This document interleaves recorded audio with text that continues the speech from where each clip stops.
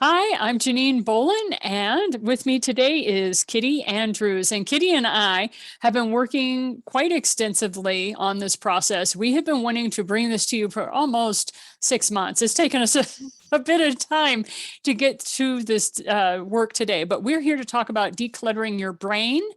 We're also here to talk about the clutter chaos that can happen when it comes to entrepreneurs. And so, Kitti Andrews, why did I pick her? Well, she happens to be the CEO of Declutter the Brain. She works with coaches, consultants, and entrepreneurs to eliminate their physical and mental clutter so that they can focus on attracting and serving their premium clients.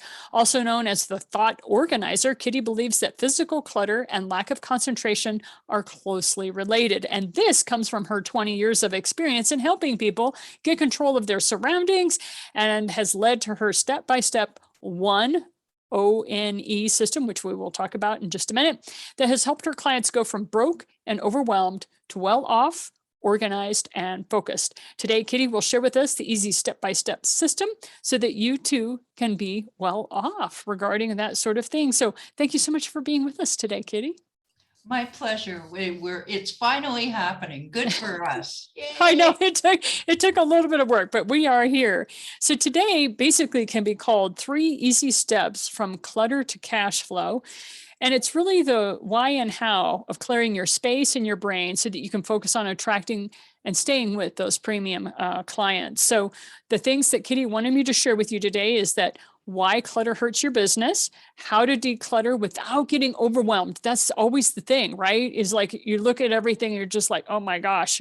And then how to maintain your new space for maximum productivity. So talk to us a little bit, Kitti, about why you're known as the thought organizer. I always thought that was a neat title for you.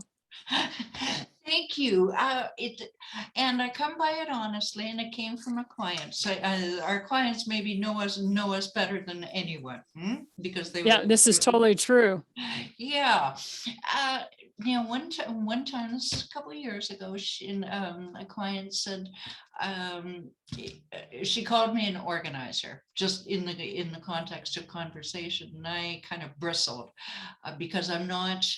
And when you think organizer, you think of a Martha Stewart type, God bless her, with the pretty baskets and the color coordinated plastic containers and stuff like that. And I'm no, I'm not, I'm not that. So I said, Janet, I'm not an organizer.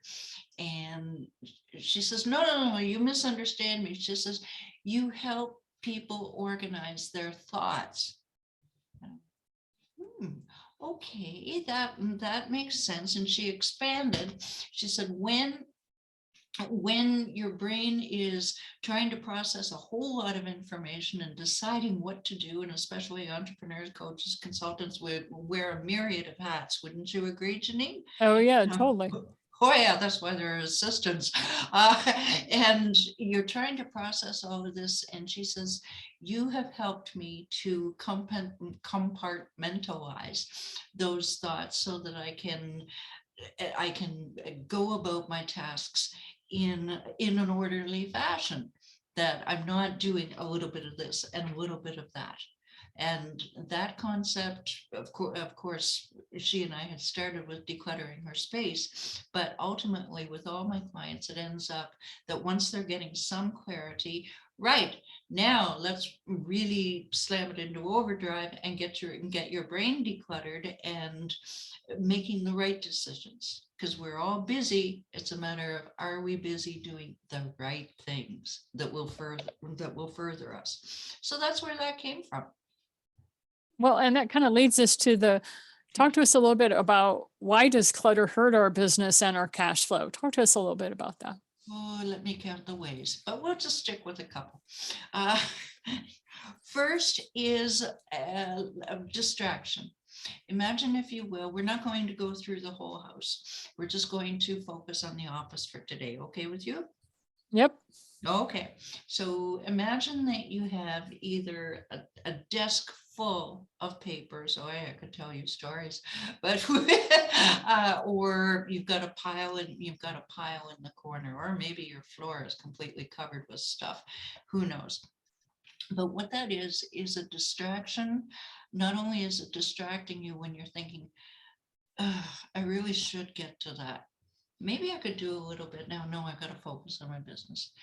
I've been meaning to, I should pick up a couple things in the equipment. No, I really got to stick with this." It's eating up your mental energy to be looking at this, not to mention your self-esteem that, well, I should be able to keep this clear. Why can't I? Second reason it can really hurt your business is if you can't find things, or if you are feeling less than, you're not feeling in control of when you're walking into your room, you're not absolutely sure where you can find things. And this sounds like a trivial matter, but believe me, when it's 5 minutes before your client call and you can't find their file, and you're coming to the call flustered, even though you're trying to look calm, but you're flustered, the client feels that. And that is not good for your credibility and or renewal rate.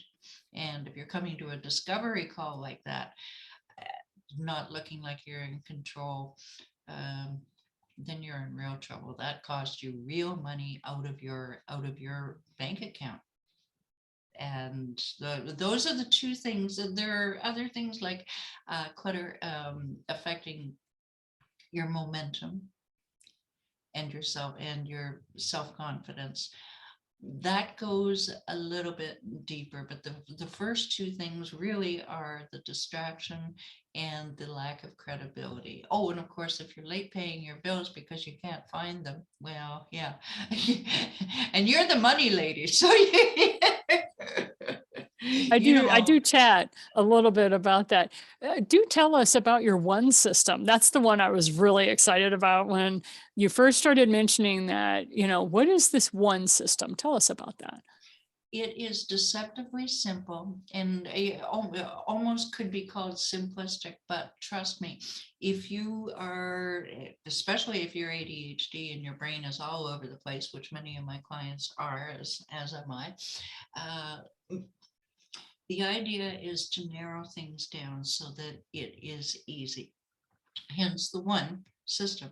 What do I mean by that? One room at a time, one area of that room at a time, one thing at a time. So let's again stick with the office. And you want to choose that room, and don't try to do a little bit of decluttering in that room and then you get bored. I think I'll do a little bit in each room this week. If you do it that way, number one, you forget where you are by the time you get back to the office in that excuse me. Sorry. Moment. Something caught in my throat. All right. You lose your momentum. And if you stick with that one room, then you see some progress, you get a feeling of momentum, you feel like, yes, you can do it, because overwhelm, make no mistake, overwhelm is a huge part of why people don't they don't even attempt to declutter. One next part of the one system is the one area of that room at a time. How tempting is it to start on your desk? Well, maybe I should do that over in the corner. The closet. I'm tired. I'll do it tomorrow. Then we get to one thing at a time. And this is my favorite part, because you are dealing literally with, if it's a stack of papers, well, unless you're Superman, you are dealing with one piece of paper at a time. Now, is that tedious? And people say, Kitti, is it tedious? Yes, it is.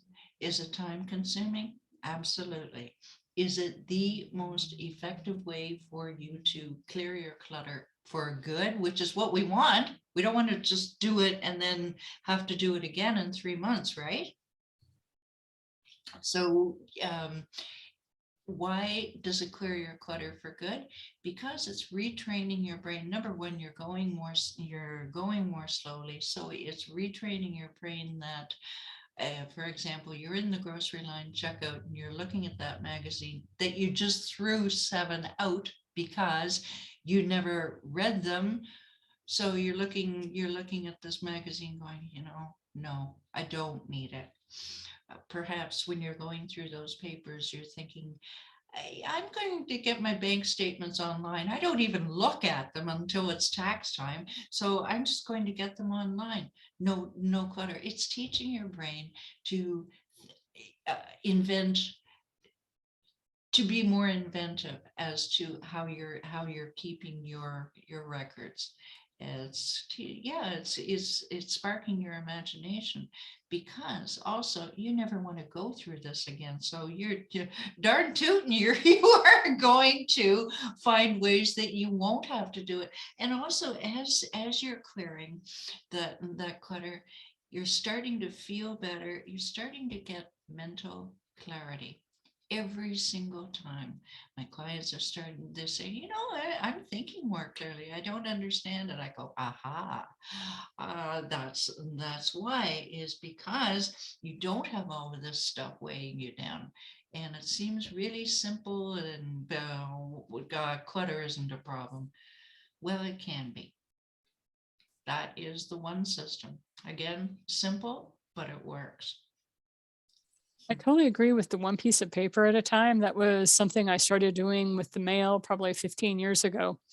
And it is something that helps me. I take everything off my desk and I dump it in a big box, and I go through that box, and one item at a time, I'm moving it through. And some people say that's too tedious, but I can guarantee you, I got a system down now to where if I don't have a place for it, and if I think I need it, I have to contemplate that, and I wait until I come up with that answer, because I don't want to have to deal with this piece of paper again, and I want to be able to find it. And sometimes if you just toss it to the side, you're just delaying the problem. So I love your system. That is totally on point with what I've experienced. So I have my own answer on this one, but I'd love to hear your perspective. Okay. Which one is worse to have, physical or mental chaos, clutter? And Yeah.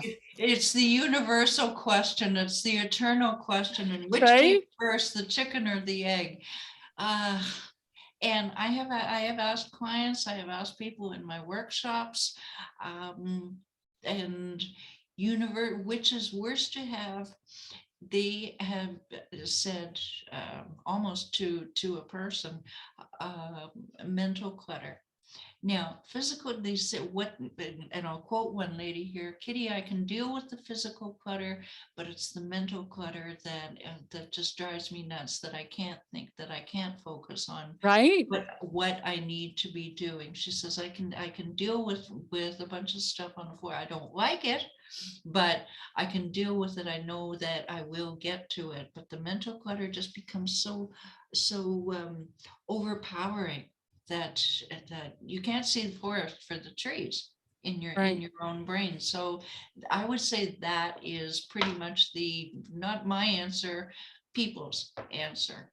Right. The consensus that you have found in your experience. So one other Yeah. thing, you've mentioned overwhelm quite a bit. So how does that play in with people's focus and clarity? We understand what it's like to be in overwhelm, but talk to us how it plays then into clarity for us. You've got enough going on in your brain at any given time. If you're a coach, consultant, entrepreneur, even if you aren't, but let's just say that you've got enough going on. Now, overwhelm is, I'm sure you'd agree, a negative emotion.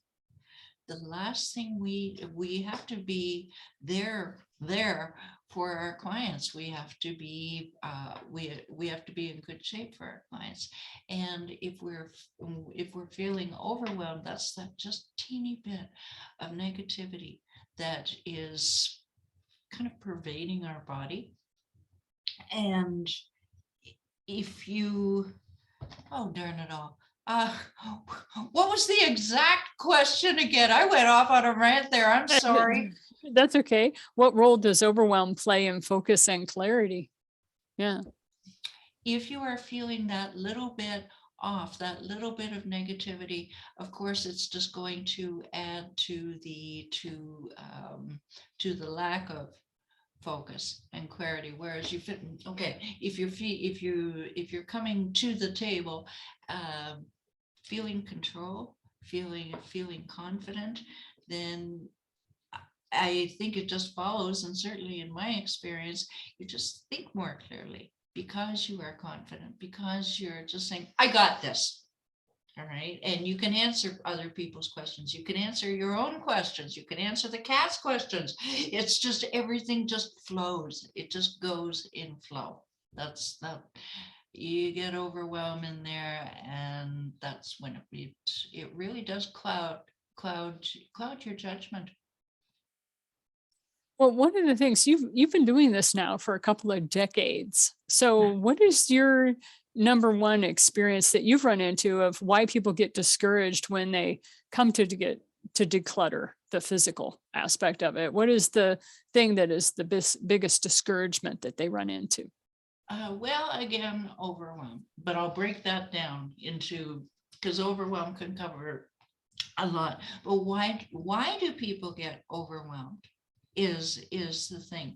Have they tried it before and they tried to do it too quickly, or that they gave up? All right. And so they are feeling negative, feeling that well, I've tried it before, it won't work, so I'm not even going to bother again. Or I have successfully decluttered and I let it go to pot again, so I'm not going to bother with that. Or a well-meaning family member will say, yeah, right, you're going to clear that. Yeah, like you need those kind of negative messages. The person is only making a joke, but you're not taking it as a joke because you're already suffering with your clutter. You don't need someone else to make fun of you.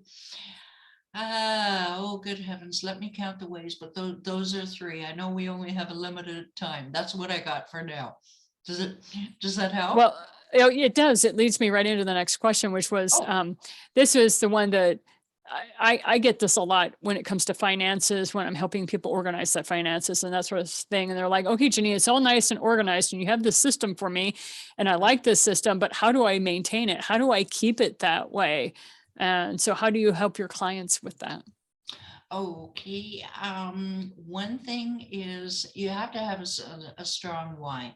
And I'm not reinventing the wheel here. You want to, people give lip service. Sometimes they're decluttering because they think that they should, or because their spouse is asking them to, or something like that.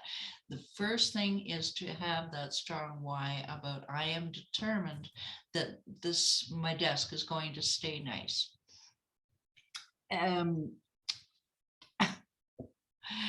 It's the end of the day for me. Give me a moment. To keep it nice is keeping habits. Say, for example, at the end of the day, take 5 minutes to clear. I haven't given any practical tips yet. So is it okay if I do that? Right, because I was going to say, what is the number one tip that you would give our listeners? So if you don't mind, let's, yeah, that was the next question. It's like, you're reading my script or something here. Thank you. So what are some practical tips as we get ready to wrap this up? What are some practical tips that you have for us today, Kitti? First one is take 5 minutes at the end of the day, and that's all it is. It doesn't need to take more than 5 minutes. You're shutting off your computer, you're shutting off your keyboard, everything like that. Put away whatever papers you're done with. Don't come back to them the next day, and just take that 5 minutes to tidy, brush off your desk if you need. Why? Because coming into a clean environment the next day, you're hearing angels singing. I'm not kidding you. Oh, it's true. I totally agree. And if I didn't do that once in the last 6 months, I wasn't a happy camper the next morning. It sounds like a small thing, but small things add up, don't they? Mm-hmm. Yep, I totally agree. The next thing is if we can go with whole home declutter. Well, Kitti, it's not all about the office. So my waitress have it. I was a waitress for many years, and we were taught never walk from a table back to the waitress station empty-handed. There is always something that you can pick up, a plate, a salt shaker that needs filling, anything like that. And if you apply that to your home, there's always maybe a coffee cup in the bedroom that should go back to the kitchen, the wristwatch that's sitting on the kitchen counter that should go back to the bedroom. Never walk through your house empty-handed, because that will keep your clutter down. Number one, it'll help you declutter as you go. Number two, once you are decluttered, then it will keep it that way. So that one habit will really help you and make you realize, why is the coffee cup in the bedroom in the first place? Right. Okay, let's address this and get rid of that habits. And it's accumulation of little things that will get you the big results in your money, in your health, wealth, relationships, your life. Yeah. So somebody is listening to you and they want to get to know you better, or they want to reach out to you. What's the easiest way for people to connect with you, Kitti? Yeah, they can go to declutterthebrain.com. Declutterthebrain.com, and while they're there, if they would like to, can I tell them about my PDF? That would Yeah. help. Yep. Okay, I happen to have it here. They can download my 7 easy steps to conquer your physical and mental clutter. It really is 7 easy steps, which are meant to be followed in order. That won't surprise you, Janine. And comes with short little videos, so you never feel alone in the process, because decluttering can be a lonely process. And there's a booking link there that we can chat, and you would walk away from our call with an immediate strategy to follow, and right now results, and then we can decide if we're fit to work together, but you won't walk away empty-handed.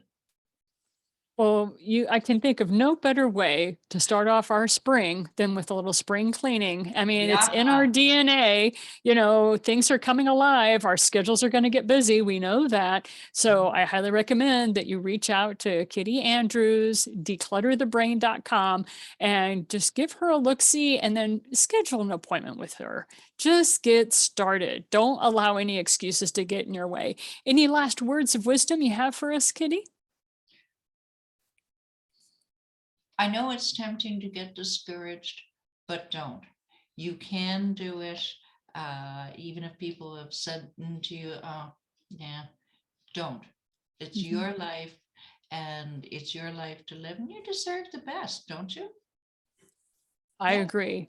Thank you for making sure that we finally got connected for spring cleaning. I'm so thrilled that we have you on, and I look forward to future installments. So you have yourself a great day. Fantastic. You too. Thank you.